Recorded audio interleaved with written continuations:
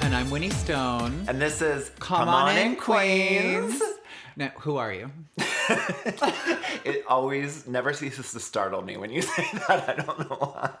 Who are you? Who are the you? big light. Who are you? It's me, Becky. I'm Jacob Grenz. I am a big horror movie buff. My favorite horror movie of all time is The Descent. Oh my God. You're dead. When I watched The Descent, I was like, is this the best movie I've ever seen in my life? The answer is yes. I just love like the friendship and Yeah. the thing, but then also like the, backstory. There could be crazy people in the caves. There are crazy people in caves currently. It was filmed in the Appalachians, I believe. I don't know the facts. Yeah. We've found that we're not fact shooters. No. But I know they're British women. I think they go to the Appalachians. They go cliff or cave They're all diving. different. They're all different. European Union. Yes. Mm-hmm. And they go cave diving. Mm-hmm. And there's a cave in, and they get stuck. Mm-hmm. And then what transpires is... But, like, it is what you said. It's the final girl, because there is one final girl that makes it out. I think she's brunette. We talked about brunettes last time. She's blonde. Mm. I want to think of her as brunette. And there's actually two versions. There's a US ending and a UK ending where she gets out, and the UK ending, she does not get out, which is, like, very dark. And the US didn't want to use that ending. But then Descent 2 starts immediately after, which is cool. And she wakes up and she's in this... Yeah, she never made it out, which is insane. It gets me the goosebumps. I love that you said that. Oh my God. What about you? Who are you? Well, horror movie wise, my favorite is Scream / the franchise. I mean, classic. How could you go wrong? But I really have a soft spot for Hereditary. Yeah. I saw it. Do you remember when the What is the click? Is it clicking? What is the... There's a clicking noise in it, right? Is it? Uh-huh, okay. She does that. Yeah. They had that pass, that like AMC pass you could get for like $10, and like you could see a bunch of shit for free. And I was in LA at the time. Not you bargain hunting for movies. I'm the queen of it. And I saw it multiple times in the theater, and not to womp womp, but my mom had died that year, and it was like really heavy, and that movie is largely about grief, and I like was drawn to it because I was having a hard time like crying, and stuff, and so I was like fascinated by. I love that scene with Toni Collette just like wailing, like that's.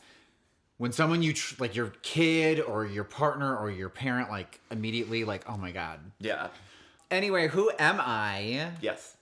I just wanted to talk a little bit about my trans awakening. I am 40 years old.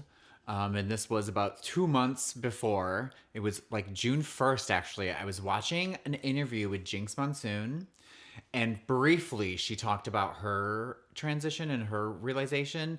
And she was like, it's like people are like, wow, it's so late in life. Like, why did you wait so long? And she's like, it just took me this long to figure things out and like how to do it. And I personally didn't know anything about transgender life or like the process or anything at all. But just watching that, I was like, wait a second, what?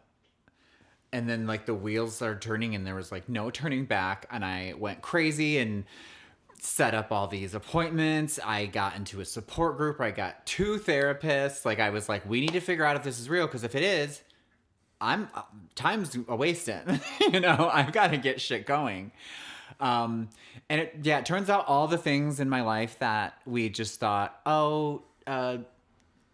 they're just a little super gay boy. Like I've always been like the gayest one in the room of gay people. It turns out I'm a woman.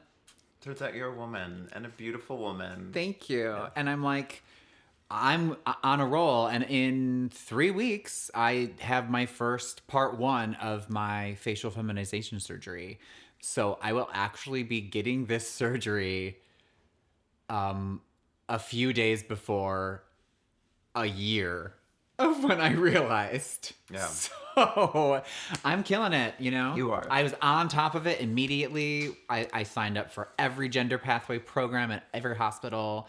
Was like, let's do this. We're doing it. Yeah.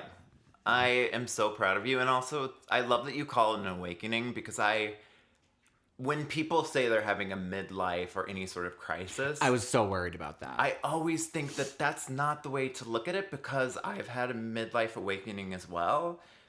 It's when you get to a place where you know yourself well enough, that doesn't happen for many of us until late 30s, early 40s. Our prefrontal cortex isn't even formed until 25 or some shit. Right. So I think it's always amazing that at this stage in life, we're allowed to finally shed our defenses enough to become who we really are. That was a little TED Talk by I Brene love that. Brown. No, it's so true. No, Brene Brown talks about all the armor that we build up over time and all the defense mechanisms. Obviously, we've talked about that in the program. It's like, and then at this point in life, you understand that the defense mechanisms that you've formed are no longer serving you. So your life becomes about getting rid of those things that no longer serve you. Yeah. I thought I had like figured out who I was like a long time ago. Surprise! Surprise! My friend had something on Instagram earlier. I can't find it, but it was like a quote from like Carl Jung that said, "Life truly begins at 40. Everything before it is just research." And like that's totally how I mean, obviously that's how I feel. I'm literally morphing into like a new person. Right. So a lot of it too, I think, with turning 40 is the fact that over time I cared a lot less about what people thought of me.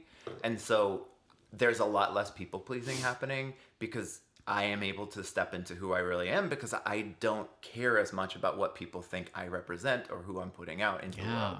The things that we thought I was like just really gay when I was a kid. Oh, yes. My mom was like, oh my God, we'd walk into stores and you would just go straight to the pink section. And we'd be like, no, we gotta go over here.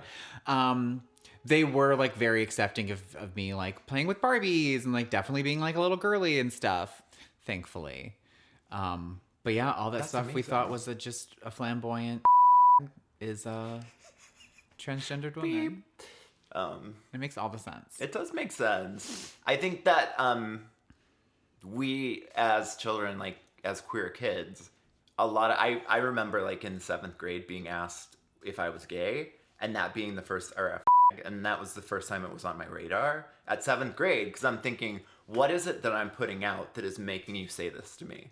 And I found out it was the sibilant S. Like, we've talked about the gay talk. The sibilant S. That we've mimicked from hearing women in our lives, powerful women. So we've mimicked that. And that S was what was causing this person because they said that the way that you talk and imitated me back. And then that was the day that I severed that from myself. Like, I did everything that I could to make sure that nobody knew I was gay. By walking, talking, everything. So it's like people go in different directions with this. And so I completely understand. And we grew up at a similar time. Yeah. My mechanisms of coping, one of which is like really hard to break, that when I was nervous or in a situation with like a bunch of heteros and stuff, my instinct is to get really low and talk really deeply. And so now I'm like working with a vocal therapist to try to rid myself of that lower register that is just so, that's my comfort. That's like what makes me feel safe when I'm around. But now it's like, that's scary. If I'm looking like a woman out of the grocery store and I bust out the old voice, that's not conducive to things. Yeah, that's not and potentially dangerous to who you are now. Yeah. That's so interesting because I do think that we all put on a different voice. I call it my straight voice. When I'm talking to clients, when I'm talking to straight men, I go into a completely different voice. Yeah. It's a completely different voice. When people would call our home they would always, my older sister's name was Amy. And when I would answer, they would always say, "Oh, hi, Amy." So, how are you doing? And I would get so self-conscious because I'm like, oh, my register, my I'm a voice man. is high. Yeah, so that voice comes from just like wanting to prove ourselves to, what a fuck, To fuck those the fucking patriarchy. people. I did want to tell you a little story Okay. about the sibilant S. I went to theater school. Sibilant. What did I say? Sibilant. Sibilant S. Psilocybin. I went to theater school before I went to art school for graphic design. And teachers would be like, you need to go to S Clinic. They had an S Clinic, like quarterly, like every semester. S Clinic? It's called S Clinic. This sounds like aversion therapy. It was Oh like my gay God. conversion therapy. The entryway into aversion therapy. But it was overseen by the head of the theater department, Sheldon Patinkin, which is like, rest in peace. But Love the name. yeah, he's like a big deal. And I am a shower, not a grower when it comes to that stuff. So the teachers in class, they'd hear the syllabus S and everything and be like, you need to go. But then I would go, and because I had to be on, I wouldn't do it. And like I went 3 times and Sheldon would be like, you do not need to be here. Like, go away. So I was like, because code switching, you know, it's like, right. all right, well, I'm not going to syllabus S anymore. But now I can do it all the time because I'm a lady. No, you can. You can as much as you want.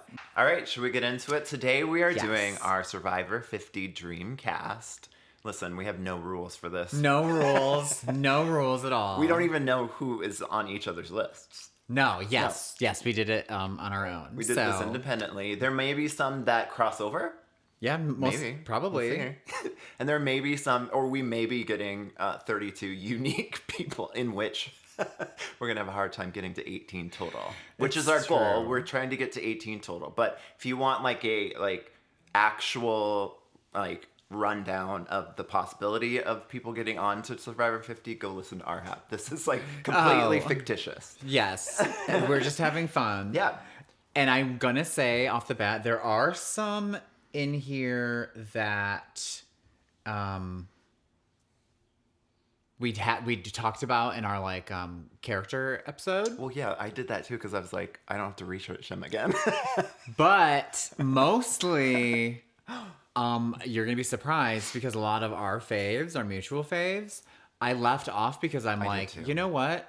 I love them going off and doing other things. Like, they need to do their own shit.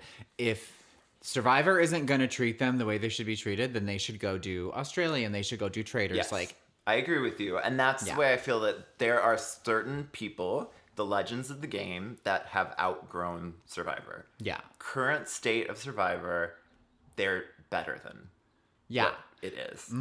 I left Michelle Fitzgerald off Yeah. because I watch her on the challenge all the time. I left Desi off because she won Challenge USA. Yes. Okay. Got it. We're That's on all I the had same to say. page. Yeah. Great. All right, should we start? Let's do it. You go first. Who's your first pick? Okay. First pick. So, this list is in order from start, the beginning seasons to... Well, that's good. Mine is just at will. Okay. Number 1. Colleen Haskell. Colleen! She will never do it. She got in... Do you know that? Yes, I actually really looked into it. Okay. She ended up being in the movie The Animal with Rob Schneider. Rob Schneider. She was a strange star turn. She was she played a role in that 70s show. And basically what happened was she just saw the dirty underbelly of Hollywood, which I did too, and that's why it's trash. I just love dirty underbelly. Casting couch. There wasn't a single fucking producer she met with that didn't try to sleep with her. Disgusting. She was just like, I'm done with this. Mm-hmm. So there's most likely she will never come back. But do you remember during that first season, America loved her. She was America's sweetheart. America's sweetheart. Because she truly is just a purely good person. Yeah, with the doe eyes. Yes, and I love that she was on board with Greg. The gay? No, the coconut phone. The not gay? They were a little silly team. Confession, it's been probably 10 years since I've watched Borneo. Okay. Yeah. Well, apparently they might have gotten Greg for season 50. They have to have at least one person from season 1. I mean, yeah. how could they not? Colleen's my Colleen Haskell. I love Number that one. pick. I love that pick. I didn't even think of Colleen. good. Okay, my first and out of order pick is Todd Herzog. Todd Herzog? Yeah. Okay, yay. So the reason I picked Todd is that he is a recovering addict. That's not the reason I picked him. Obviously, we relate to his no, story. but we can relate, yeah. But the reason I picked him is because he was left off of Winners at War, which, what the fuck? He had a really commanding game in China. He had one of the best final tribal councils I've ever seen. And he's a gay. That's my criteria. Yeah. But I just think that, it's a lost opportunity that he wasn't on Winners at War. I feel like he has a lot more game to tell or a lot more game to play. And I feel as if that story of recovering from addiction and then coming into the game and just like having a brand new outlook, amazing. Want to see it? Sign me up. Sign me up. This monitor turned off again. So I'm going to have problems with it this whole time. when we have a match, like when I also have someone on my list, I want to then tell you when you do it. Okay. I thought like a match that you strike. And vice versa. Okay. Yeah. Okay. So do you have a match? So my number 5 is Todd Herzog. Oh, we Yeah. already have a match. Yeah. Okay, great. Well, we were thinking alike.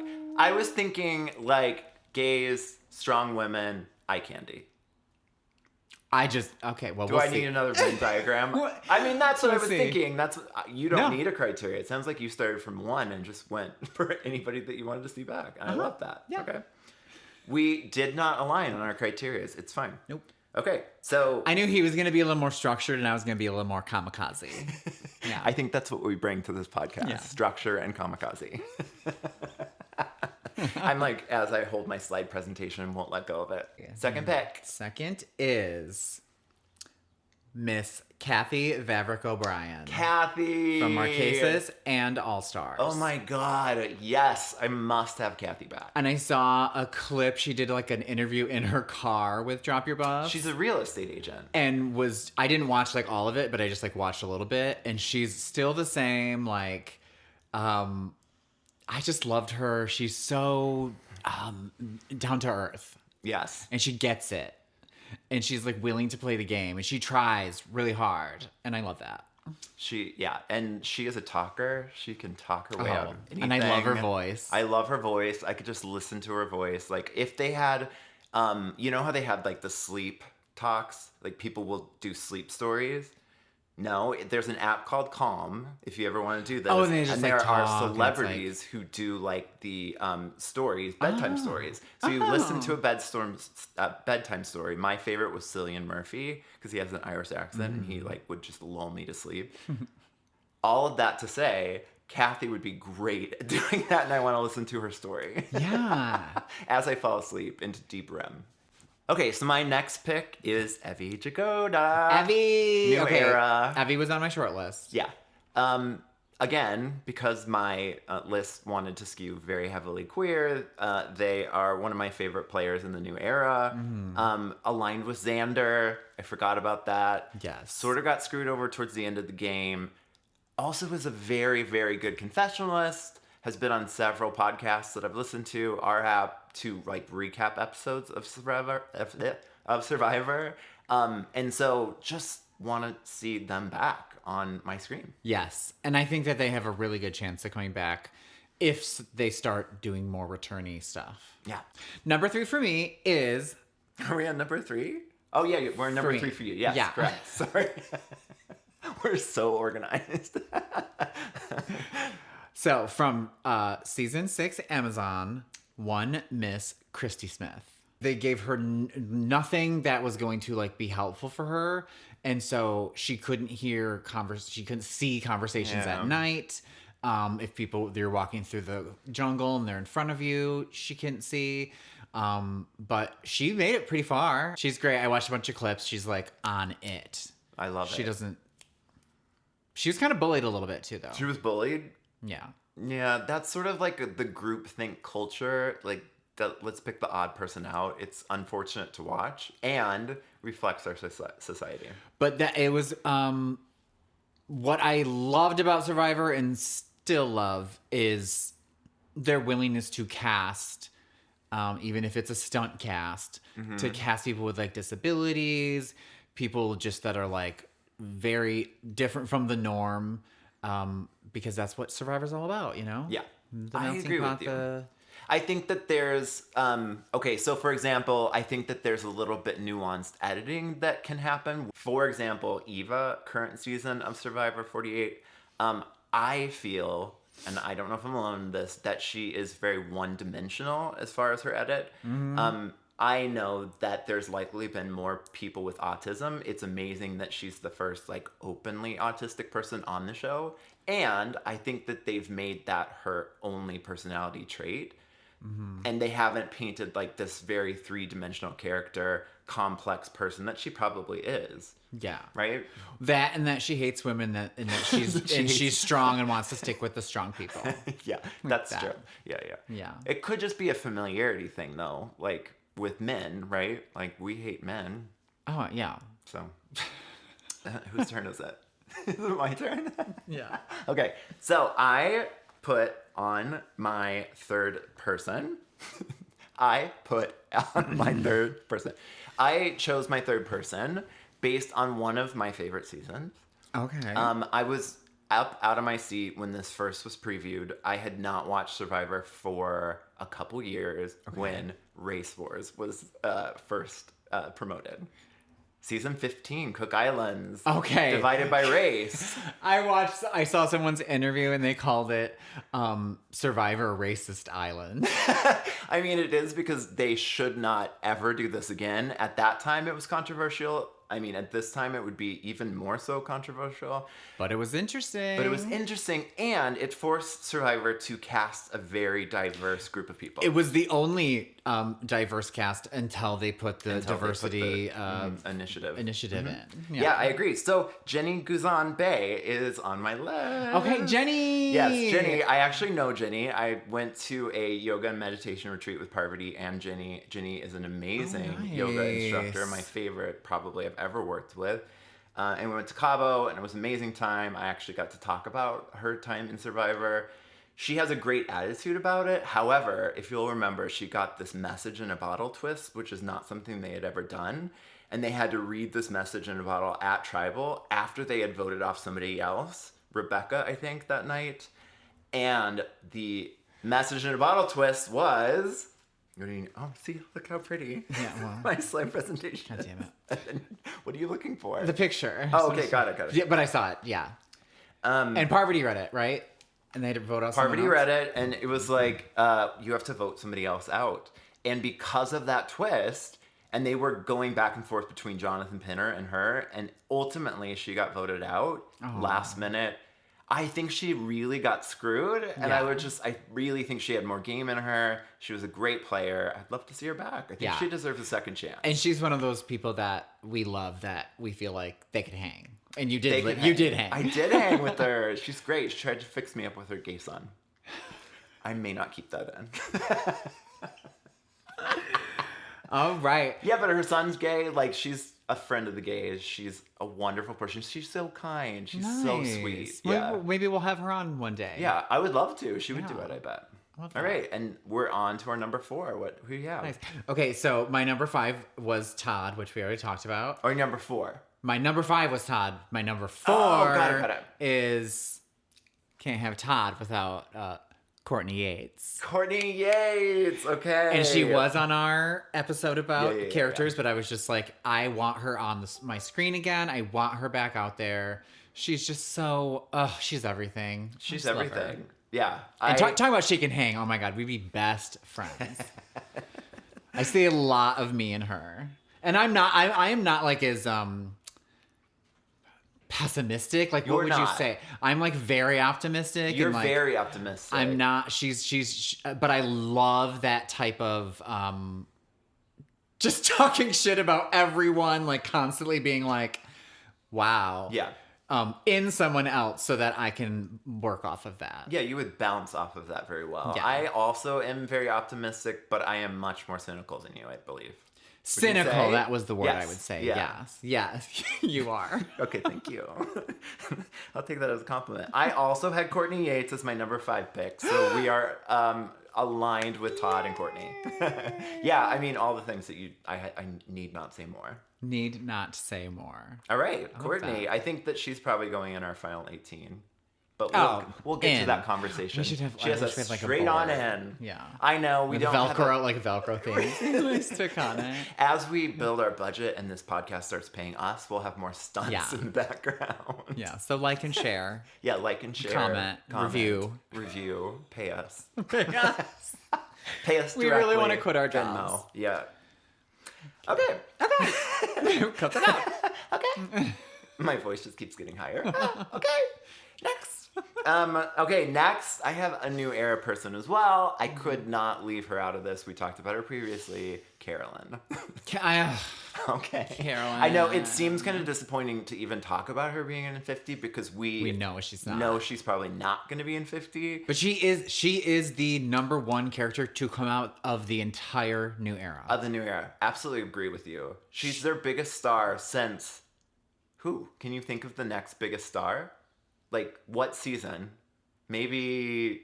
That's well-known. The last well-known star that came out of Survivor before Carolyn. I can't think of anybody. I can't think of anyone. Maybe Tony? Yes, to an extent. Only because he was on Traitors. Yeah, but she was on Traitors. Anyway. Right. Fucking biggest obsessed with star Carolyn. of the new era, and it's a fucking shame if they left her off of this cast. I would definitely getting her on the show. We have to. 100%. Yeah. And we'll just shoot the shit the whole time. Exactly. Just be crazy. Another recovering addict. Her and Todd could yes. talk about their journeys. And we love that. She could coach him. Yeah. Oh, I want to hear some rock bottom stories. I want to hear some rock bottom stories bad. on that island. Okay. So, well, my next person, did you just go? You went. I went. Carolyn. So it's your turn. My number 5 was Todd. My number 6 was also on our episode about characters. Okay. But she has to come back. Shambo. Oh my God, Shambo! So, funny story. Jeremy's watching Samoa right now, so I'm getting to relive Shambo through him. So, say more. Say more. I was looking up well, would she come back? What's her deal? And someone ran into her somewhere randomly and took a picture of she's looking down at him and he's on the ground because she's telling him that's what it felt like to sleep on bamboo every night. But she's so still Shambo. Yeah. Just t-shirt, mullet, cargo shorts, mullet, bandana. And it was Rambo just Shambo. You just know she hasn't she's still Shambo. She's still Shambo. Come back on the island, That's honey. all she needs to please. Come on the show too. Oh my God, I'd love to talk to Shambo. Well, and now I don't know if one of her reasons was because it rained. You remember, Samoa, it rained a large percentage of the days they were out there. So that would have really grated on me. But it's in Fiji now. It barely rains. So, come on back. Come on in, queen. Come on in, queen. Please. Please, we need you. The show needs you. The show needs a big character like her. Yes, and I'm afraid that that's not going to happen. I'm afraid 50 is going to be a disappointment because generally the new era has been a little womp womp. I have a question. Yes. Do you think Shambo's a lesbian? I think so, but I mean, I've met plenty of women like her that are just yeah, I'm just butch as fuck, but I have a husband or whatever, Right. Okay. So who knows? Yeah, we can't speculate on people's sexuality. Yeah, well, we just did, but we might be wrong. I also had Shambo on my list, so Shambo was my 9th pick. So nice. We aligned there. Okay. Right? Yes. Speaking of new era, you made a comment about not loving the new era. I think we're in a very, very low point with season 48, probably the lowest since 39. Mm-hmm. Yeah. I think the last full season that I liked was Edge of Extinction. I loved the whole season. I know a lot of people don't share that thought. But in the new era, I have highlights. Post-merge of 44 and post-merge of 46 I thought was really dynamic. There are so many moments in the new era that are amazing. There are so many castaways that are fucking awesome. Right. it's on production's part. It's on their part. But yeah, people's moves, their gameplay, a lot of it's great. I don't want to Yeah. take that away. No. It's yeah, we know what it is. Yeah, we know. Oh. That's it. Moving on. Moving on. But I'm a big fan of Drop Your Buffs, as you are. And they made a good point that season 48... What are you laughing at? I'm not. I've listened to a couple episodes because I wanted to hear okay. an interview or something. I'm a huge fan of Sorry. theirs. But yeah, but you've listened to I'm them. not a fan. Yeah, no, I know. But they made a good point in the sense that there's a version of season 48 that would have been really, really good if certain people wouldn't have gotten voted out earlier, like Thomas, Bianca, Say, like Mary, Cedric, all of those people, if they come together at the end, it's an entertaining season. So it just matters, on the boot order.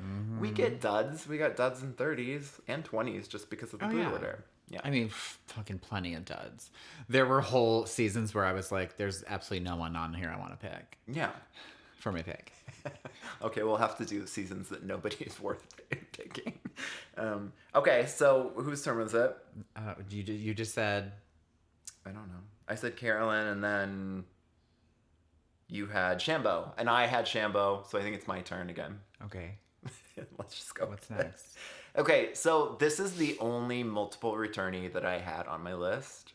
Okay.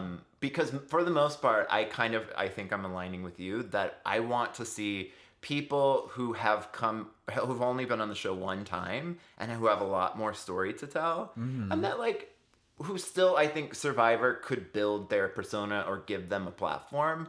And Kelly Wentworth is one of those people that I think still has it in her. Yeah. No, she's amazing. She also has our same feelings about she does new season. And she's being very vocal about it. So I wonder if that's going to eliminate her. But you know what? People have done that before and they've also been back. It really matters how beloved they are. And she's very beloved. Mm-hmm. Yeah. I think about her game in Second Chances a lot because I think it was I loved Jeremy as a winner, and I was deserving winner, so disappointed that she went out in the way that she did. And it was that ball challenge where they have to catch the balls. Mm-hmm. If she would have won that immunity, she would have been in the final. And to see her in the final against Jeremy would have been, oh my God, so close. Yeah, I know. Yeah. It would have been close. I loved it. I do want to say I saw something on Reddit that oh no, here we go, Survivor Reddit again. Apparently the inside scoop is that they had their cast that they wanted, but CBS came in and they said, no, you need to cut a bunch of these people because we want multiple returnees because we know people love them. So we want you to, that's surprising to me. So there might be a lot that Kelly might possibly, I don't know if she was even in consideration, probably. But there are going to be people that have been on the show multiple times. So, sorry, I just that. burped. Well, that's great. I'm excited about that. Nasty Pig's around the corner. Nasty Pig is around the corner. All right, you're up. All right, you're up, Winnie. Number 7. Also, she was a multiple returnee. I love that you know the numbers because I've lost track of all numbers that we're doing. I made a note. Okay. Oh, wait. Which pick is which? What number are we at really? Number 9 for me is my third favorite winner. Third favorite. My one Miss Sophie Clark. Sophie. Fucking love Sophie. She's so no bullshit. Yeah. She does not pull punches. She is just there to play, and she's there to talk about play. She's so strategic. She's just so intelligent, and she saved that season with Coach. Self-Pacific? For sure. Oh my God.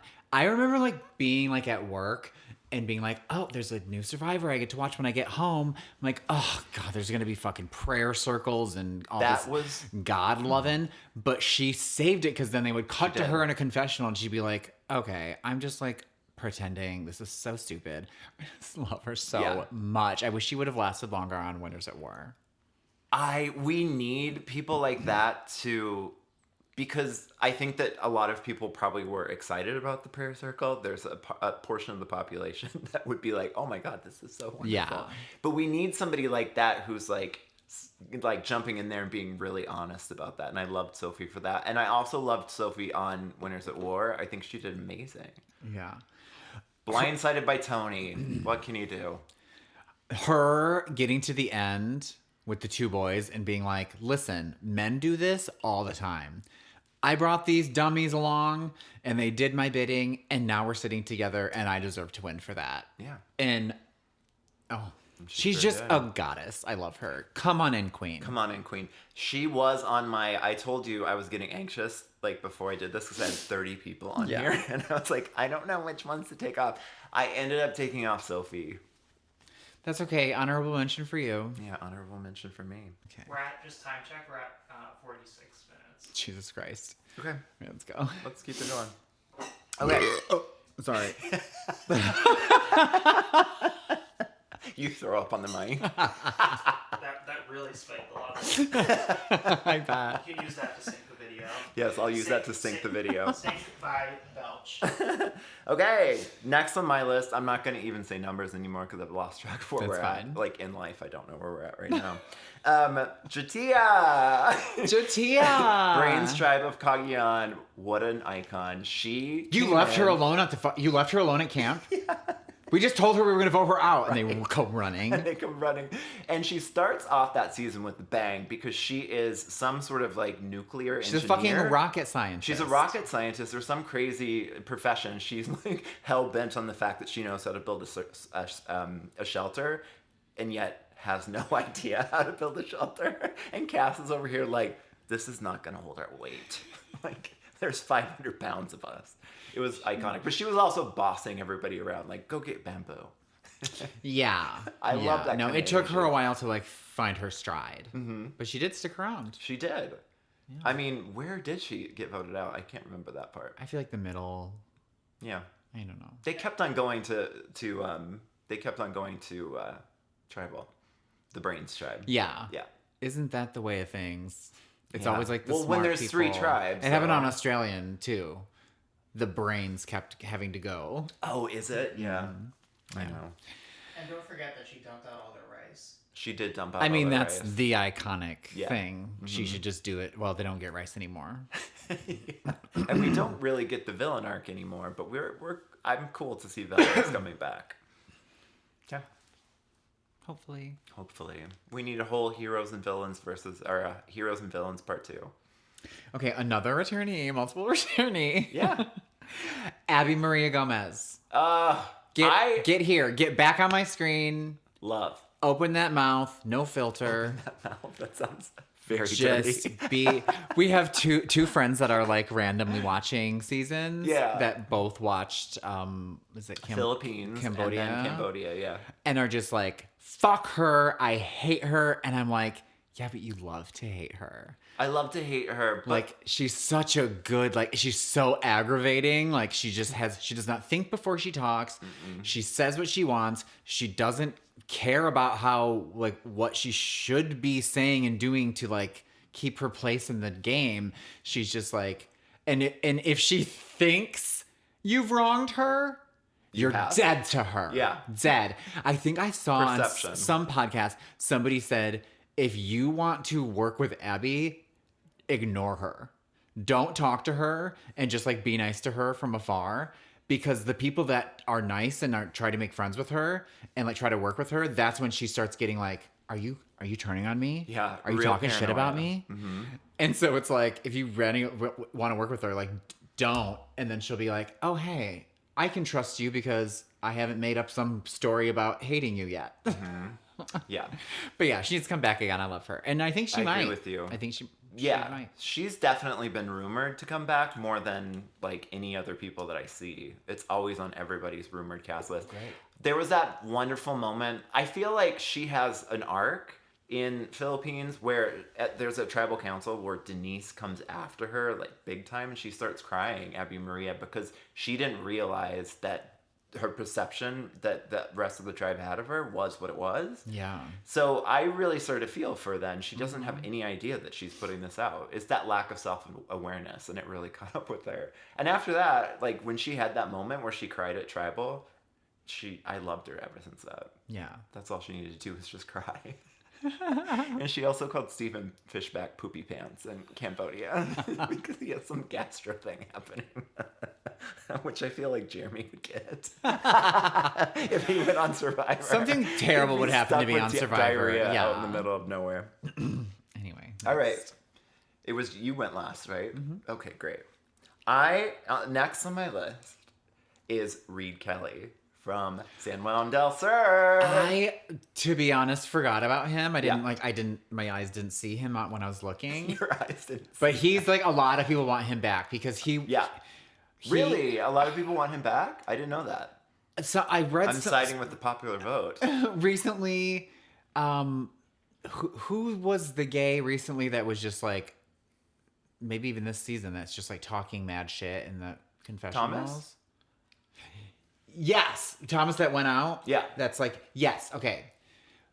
So I heard on the podcast that they sad that Thomas went out because he was the first gay that was like willing to like kind of be a villain and just Yeah. tell things like say it like it is, and not put try to be nicey nice or just be like a ghost like Mario.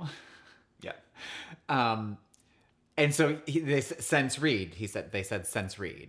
Since Reed. Reed was so. I agree with that. And you know what? What's or nuts was a fucking brat. Oh, yeah. Baylor, When she's he big called Baylor Christian now. a brat and they were like took such offense to it.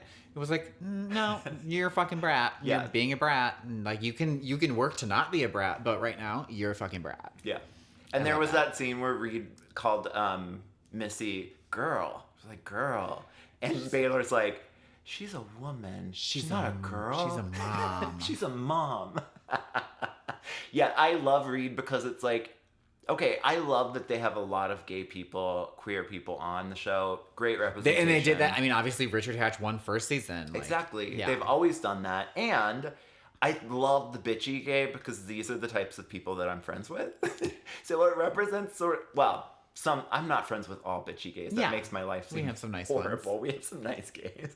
But We're all I nice. know We're the just- Reed type of gay. I think Reed is 100% on our list, and I think that he would be so game to come back Absolutely. like in real life. Yeah. Yeah. Well, my next person was Shambo, and we aligned around Shambo. So you're up. Yes. My next pick is also a multiple returnee. I can't believe I have so many. You have a lot. You like the multiple returning. Shireen Oskui. She has a great last name. Oh, Shireen. Shireen. Game Changers was the last time she came back, right? Yes. Yeah. She I deserves love a her. third chance. She loves the game.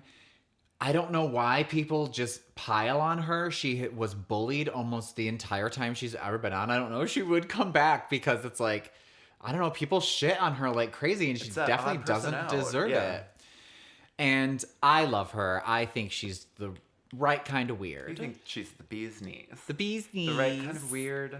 Next person on my list was top of mind because two of my favorite people, Johnny and my lover Jeremy over here, were watching Cara Moen recently. Mm-hmm. And I don't know if we've talked about the bone-chilling moment of Brenda making my next person, Dawn, remove her teeth during Tribal. I think Brenda is evil for doing that, first off. And people really loved her during that season, but that was an evil thing to do. Oh, that especially somebody who had lived with like a flipper Yeah. before. It is super embarrassing and terrible. Yeah. And she is a real bitch for doing that, but oh my god, great TV. It was great TV. It's Sorry, a really Dawn. amazing TV moment. I As a consolation, you're on Jacob's list. Yes. But it's also because I felt like, okay, but first I have crowns, and so if one of these crowns comes off, I have spike teeth. And like that's happened in an airport before, and I had not the reaction that she had, which maybe was over the top. But it's a reaction, like it feels very vulnerable to have a spike tooth in the front, and she didn't have anything in the front. So I get her reaction. And I think that they were so mean to her in Tribal. When she was in the final three, they were so mean to her because she's that motherly figure. Cochran wasn't. He was completely detached. She was the one that made the relationships with the people that got them into like go along and then make the moves, and then they just battered her in the final tribal. They were like, stand up for what you did, like just be more confident about it. And they would make fun of her for crying or being emotional out there. I'm like, you're calling her hysterical because she was crying on an island. Like, what are we doing? We are in the future going to do an episode about like women who are dogpiled on, who aren't listened to. Yeah. I feel as much as like we're still kind of in the same place, I think a tribal council with Dawn would look a little bit different now.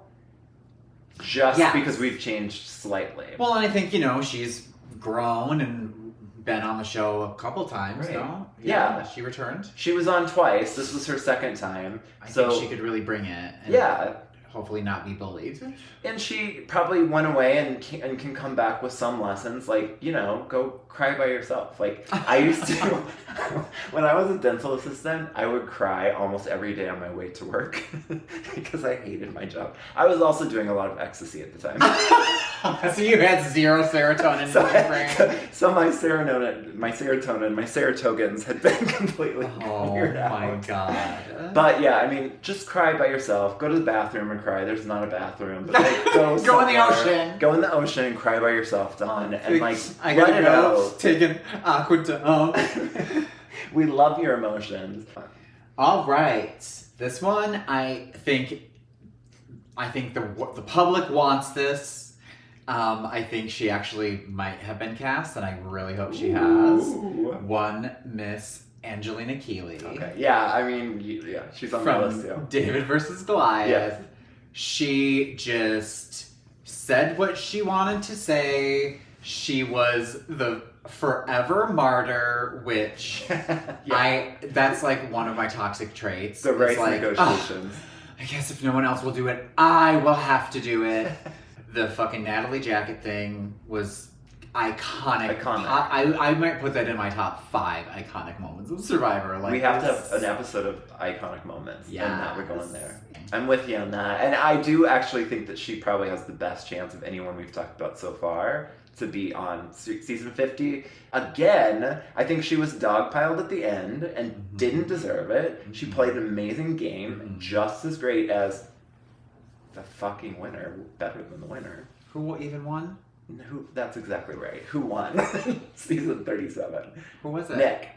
Oh my god, yes. And they weren't they against also Mike? Mike White. There? Yeah. And they gave it to Nick.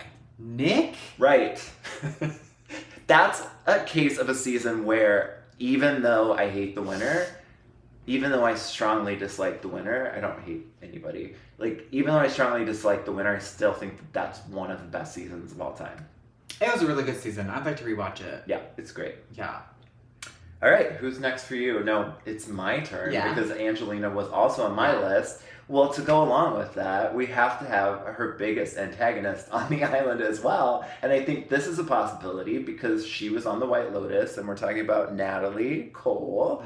And she actually met up with Jeff during a White Lotus premiere event or something. And they had a conversation and hugged on it.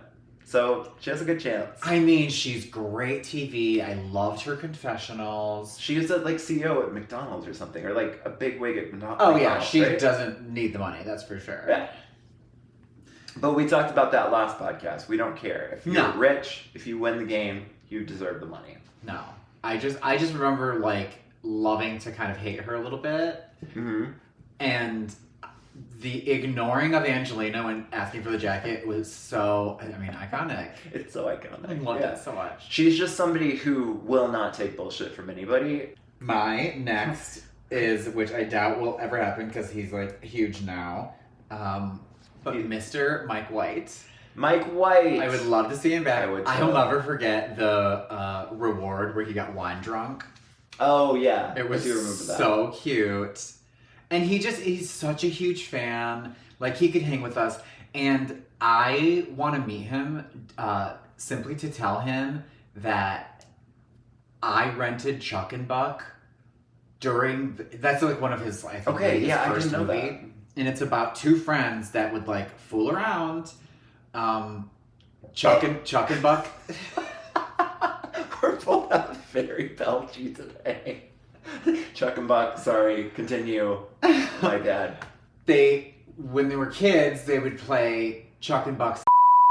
Oh, wow. And I watched it with my childhood Chuck and Buck's. Okay. And it was a very like... Very close to home? I would feel so dirty afterwards and stuff. Yeah. So like watching it with him, and they get older, and Chuck or Buck or whoever, Chuck is still in love with Buck, but Buck's like straight, married, and Mike White plays Chuck, and he's like finds him and like goes and like sees his like theater show, and it's like really like it's a good movie. I don't know if it's a good movie. It's a long time ago. But like, so I knew Mike White since I was like a child, and then to see him like come on Survivor and like find out, oh, he did School of Rock, and then now, I mean, he's huge. White Lotus. He said that Survivor inspired White Lotus because he learned watching Survivor how you can see these people and you think they're one way, and then you see, oh my God, they're like totally acting this different way. And if you think about it, White Lotus is just a character study of everybody. Of white people. All the characters in it are, you know, changing and going through something, and you see them code switch and like all. I love him, but I would love to see him back. I agree with you. Yeah, I didn't have that on my list, so I'm glad that you brought Mike White. Next. Okay. So I told you earlier that I have very few highlights in the 40s. Like my last season that I liked all the way through was Edge of Extinction. But there have been highlights for me, like the Tika 3. One of the highlights for me of the new era has been the post-merge of season 46. Okay. We had some crazy kooky people. We had big characters. We had wonderful rivalries. So you'll remember Charlie and Maria, and we had Venus, who we had a little bit of a villain arc. We had Miss Liz Wilcox, who was on my list. Oh my God, she almost made it too. I'm pissed! Yeah, I'm pissed. And funny. We were watching that together and we died. We were screaming. Oh my God, that's the first season that we watched together, season 46. So the Banu part of the season really sucked a lot of air out of the room, but the post-merge of 46 is great television. Right? We have that Liz meltdown with the Applebee's reward, and I just want to see her back. I think that I want to see her weird food allergies, like, continue to like, plague her on the island. She is that archetype that I love, that, I liked her immediately. The short-fused one. You said that in the first episode. You love the short-fused one. The short fuse, but she's also the mix of, like, the weird girl. Yeah, the short-fused weird girl. She's a couple archetypes for you. Yeah. So, I mean, I might as well say I also, for rivalry purposes, would like to see Q back as well, to see how that relationship turns out. Really? Yes. Okay. I know this would be divisive for you. Next to Angelina, I've seen his... He's coming back. Is that right? Oh yeah, I think he's definitely back for 50. And I actually saw someone say on Reddit, Survivor subreddit, my worst nightmare. Somebody just said like Angelina being like, Q, could I get your Q skirt? Oh, your Q skirt. Yeah. Is it Q skirt? Yeah. Can I have your Q skirt? Q. It's so funny.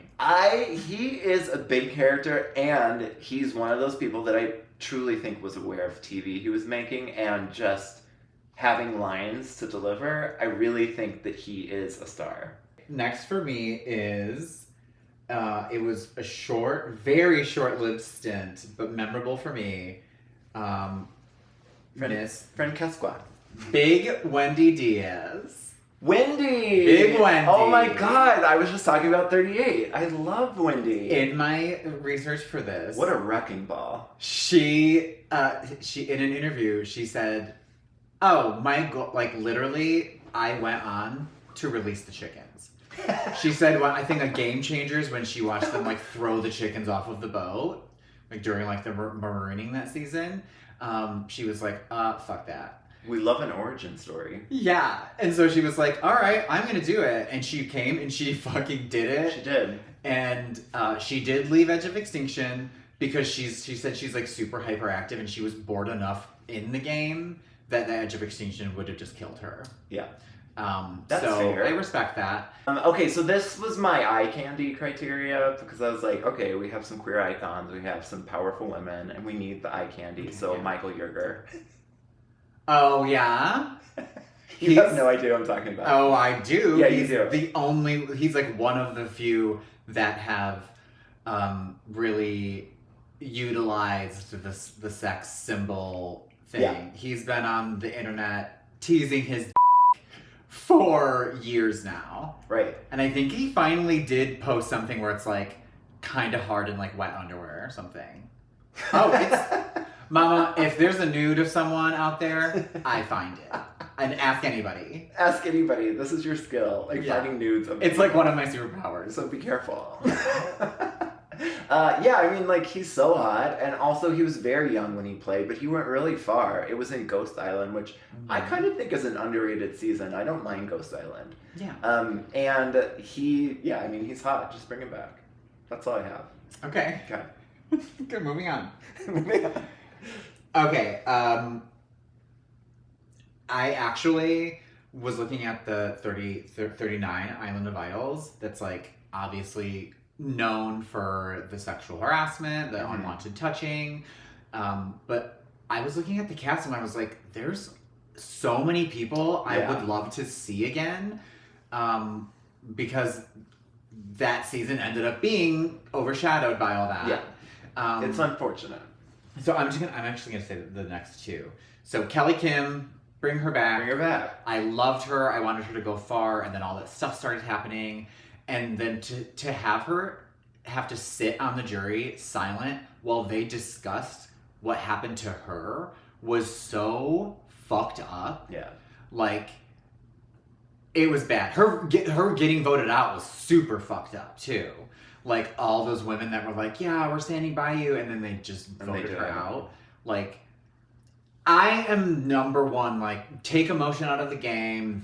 I don't want to be a game bot, but like, keep emotion in your relationships. That's cool. But like, when it comes to just like strategy and the chess game of it all, you do have to take emotion out of it. But you have a little fucking grace for someone, you know, have some compassion. And I think they did. I think it was hard for them to do it, but they fucking did it, and that's shady as fuck. So bring her back. She deserves it. And one Miss Nutty Nut Nut, Nora Smith. I don't remember. Do you remember Nora? No, I remember Janet. That was the person that I really remember from that season. Yeah. She is just says what she wants. She's a little nutty. I don't know. Bring her back. Bring her back. I think that, yeah, I mean, since they did Winners at War, and I think that anybody after, what was Game Changers, 34? Anybody after Game Changers really should have a chance to come on to 50 because they completely missed the boat with any returning season. What do you mean? After 34 was the last returning season. Oh, right. Oh, my God, yeah. So, like, everybody on those, you know how when they would do a returning season back in the day, like Micronesia, they would bring people that were on recent seasons. Heroes versus Villains. They brought almost all of Micronesia back. Like, I feel like if they would have had a returning season around 40 instead of Winners at War, which we could have taken from that, then I think they would have brought back a lot of season 37, as well as, wait, Millennials versus Gen X, was that before or after? I think Millennials versus Gen X was after Game Changers. I didn't pick Couldn't tell you. Yeah, I know, but like I felt like they would have brought back a lot of those. Yeah. I love Hannah. Like, I would have loved to see Hannah. That's on her I think she's probably like one of the shortlisted for 50 actual. Oh, I would love that. Yeah. Okay, you. All right, so the next person for me is Sydney Gillen from Korong. Yes. 4th place. Love her. Making challenge. Check her out. Absolutely think she is going to be on season 50. You think? She Perfect. has to be. She has to be. She has to be. She is so buff. Like, good lord. Those legs. Oh, Mama. So hot. Yeah. Am I in love with Sydney? Here we go again. Don't make my seat wet. This podcast is turning me into a lesbian. I mean, something has to. I mean, Miss Andrea's Miss Andrea is real, right? Because the whole thing is that you're gonna have to start dating straight men, right? I'll never forget the day I was like wiping down my counters and it hit me and I was like, oh my God, do I have to date straight men? It's very scary. Well, this is a natural progression for you. You just go to butch women. Yeah. Perfect. We love them. All right. You're next. Not that Sydney's butch, but she's like, oh, yeah. Oh, I wasn't specifically talking I about know, but- Sydney, but yeah. Thank you for correcting that. We're going to have to have like a corrections corner like Georgia and Karen do. Yeah. Okay. Okay. Next. Okay, so for me next, I'm just gonna do together. Okay. And these are your last two, I believe. I have 20. Oh, okay. We can shoot through them. All right. Okay, so this one is Shan Smith Shan. and Ricard Foyer. Okay, that's a good rivalry to bring back. Great rivalry. Great rivalry. Rivalry. They were both players. I really wish that they would have not been so paranoid about each other. Yeah. And really, they could have taken it all the way to the end, but they kept being like they never bonded enough because they kept saying to each other, I know eventually we're going to have to turn on each other. Eventually we're I know gonna we're going turn to on each blah, other, blah, blah, yeah. because you're so good and whatever. And so then it happened too soon. Mm-hmm. From 43 and 44, Carla Cruz Godoy. Mhm. Is she on your list? No. Fuck you. You have a lot of new era. I loved her didn't. immediately. Immediately, I was like, I love loved that Carla, bitch. yeah. And she, to get the idol, having to get everyone's beads. Yes. That She was did a it great. so smoothly. She used a different tactic with everyone. It was like perfection. Mhm. I love her, and she'd be so keen to come back, I think. And then obviously Emily Flippin. Oh, who has very vocally said she would not come back, but I would love to see her come back. No. I The loved disappointment. her. She had such a great arc. Yeah, she had a great arc. Yeah. Yeah. I agree with that one. I think that I've heard on multiple interviews that she would not come back, but who knows? I mean, people say that all the time. People say it all the time. I have some honorable mentions, but I'll do Okay. Well, I have two more. This is my second winner on the list. Somebody that I would be very interested in seeing again. Somebody who got a very sort of didn't get the winner respect that I think that he deserved. Yes, it's a he. It's Fabio from Nicaragua. Fabio. Yes. Okay. It's another winner that I think just disappeared. Well, he didn't disappear. He was on some sort of like weird sci-fi, almost softcore porn type of where there was like this big house and there was like men in their underwear like lifting weights in slow motion, had no discernible plot whatsoever, and there was like this evil woman who was a witch who trapped them there. Okay. Yeah, I don't know. It's like I You skimmed watched through it? it. I skimmed through it. There was no sex, so I just turned it off. And wasn't his win kind of controversial? It was like kind of like he won because they didn't want to vote for the other people. It was controversial in the sense that it was like he was a social player, and I think that those social players, much like Michelle, Yeah, I think don't he- get the yeah. credit, and Kinsey don't get the credit that they deserve. Yeah. There's a reason that he People loved won. him. Yeah. They gave him People loved They him. gave him a nickname that ended up being on the Chirons. Yeah. Like literally, I don't even know his real name. It's like Chris. Judd. Judd. Judd.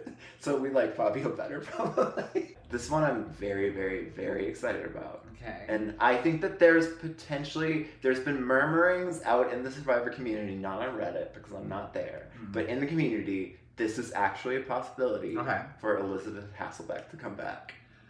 Wow. Here's the thing. Did you ever watch The View? I used to watch The View. Okay, before I say this, I've been sober for 12 years now. I would watch The View on Fridays because I had Fridays off when I was a dental assistant, and I would cry on my way to work every day. Yeah. And I would like grab 2 bottles of wine, blow a couple lines, and watch like back-to-back episodes of The View. This is where I got my current events. This is where I learned the about drunk, coked up golden girl. Yeah. Just catching up on her stories. catching up on my stories. I had them all on the DVR, and I That's would so just watch them back to back. I don't know, it was a comfort thing. Okay. Yeah, and I loved the Rosie O'Donnell the Rosie O'Donnell, Elizabeth, Joy, and who's the other one? Sherry Shepherd. Yeah. Days. Mhm. It was where I got my current events. It's Where where I Rosie would always discovered tear her down. well, they Elizabeth. came for each other quite a bit. Yeah. as they should. As they should. They had So what- very opposing views. Like, I mean, I'm surprised that honestly I would like to see her again, like to see how she reacts to the people out there now. But isn't she like super Trump? Like, isn't she like not cool? I know, but how many Trumpers do you think are actually on this season? They're on. Yeah. Maybe they're not openly, but there's. Yeah. I think that it's getting us closer to our dream theme of Democrats versus Republicans versus Independents. I did really like her on her season. I loved her on her I did season. too. She was also kind of like Colleen, America's sweetheart at the time. Yeah, and then afterwards Then she turned into a like did like she monster. like hosted like little like things on like red carpets, and she like had a shoe line, and it was like very all cute. And then she got on The View, and you were like, oh, What happened? you're that kind of girl. Yeah. All right, well, that's been our list of our Dream 50 cast. Mm-hmm. We hope you liked it. Yeah. We don't really care if you didn't. We're gonna do silly shit like that, and hopefully you'll get to know us a little more. Yeah. You know, I think we just stick with what works. Give me your fun. Give me your plan.